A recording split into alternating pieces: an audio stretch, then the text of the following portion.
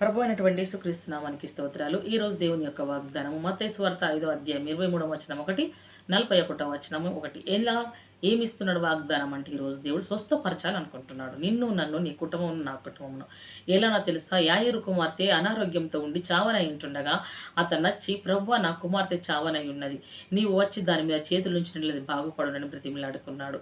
ఈ దినము నాడు నువ్వు కూడా అడుగు దేవుణ్ణి, ఏమని? నా కుటుంబంలో ఈ కొరతగా ఉంది, ఈ కొదవగా ఉంది, నా బిడ్డ అనారోగ్యంగా ఉన్నాడు, నా స్థితిగత అంతా ఈ రీతిగా ఉంది. ప్రభువా, నువ్వు రండి, నీ వస్తే నా కుటుంబం బాగుపడుతుంది, నీ వస్తే నా బిడ్డలు బాగుపడతారు, నీ వస్తే మా జీవితాలు దిద్దబడతాయి, నీ వస్తే మేము ఆశీర్వదింపబడతాము అని నువ్వు కూడా యాయిరు వలె బ్రతిమిలాడినప్పుడు దేవుడు వస్తాడు. అక్కడ వచ్చి చిన్నదాన లిమ్ము అని అన్నాడు దేవుడు కదా. ఇక్కడ అన్నాడు ఏమని?